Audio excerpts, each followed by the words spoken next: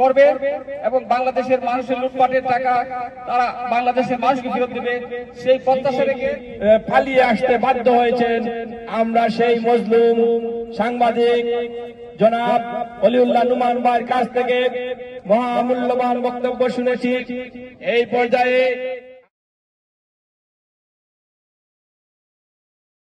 for his reporting in his journalism. Bangladesh, a communal country where journalism is a crime.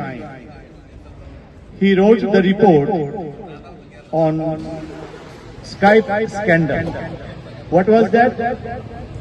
There was a Skype message conversation between a judge and a dissident who is living in Belgium.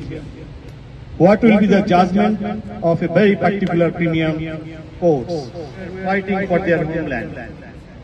And Oliullah Numan reported it, and his editor, very renowned personality of Bangladesh, very scholarly editor of Bangladesh, Mr. Mahmudur Rahman, published his newspaper, This Sky Scam.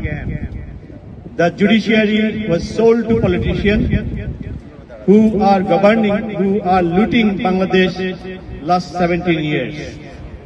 So, all Bangladesh knows why he is now exiled, why Mahmoud Rahman is exiled, why the leader of the nation, Mr. Tariq Rahman is exiled, why his mother, Begum Khaleda Zia, is behind the bar almost.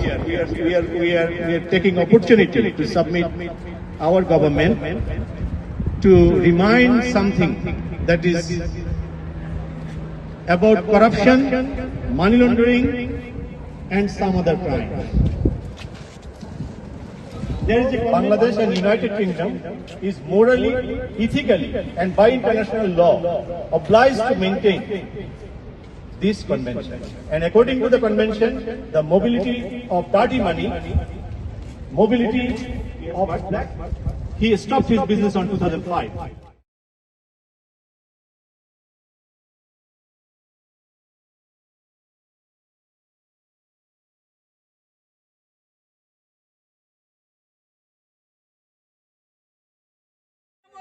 we want justice. Sheikh Rehana and Sheikh Hasina will not confiscate and fix, because they are, all the dirty money movement is established in this city. We don't want to contaminate it. We don't want to see our politicians' failure will make this city unlivable. Because this dirty money should be used or could be used in crime and other things.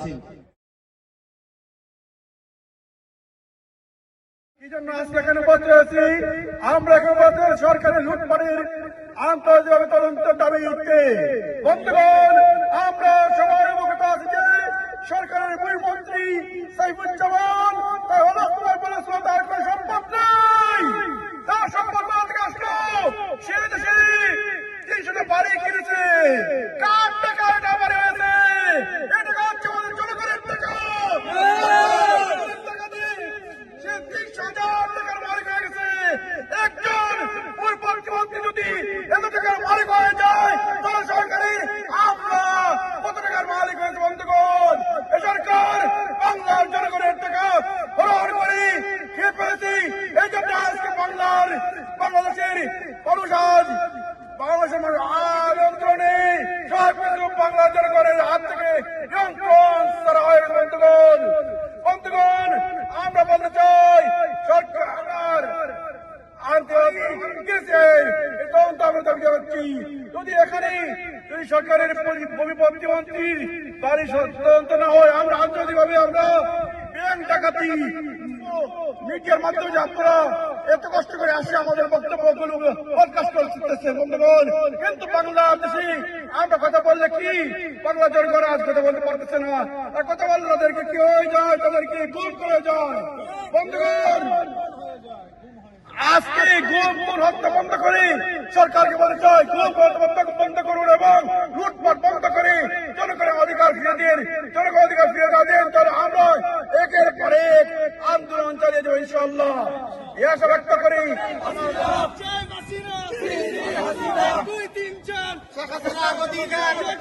Right ইন্টারন্যাশনালের পক্ষ থেকে আজকে for right ইন্টারন্যাশনালের পক্ষ থেকে আজকে এই মুহূর্তে foreign community অফিসের সামনে তারা দাঁড়িয়েছে এখানে স্মারকলিপিটি দেওয়ার জন্য।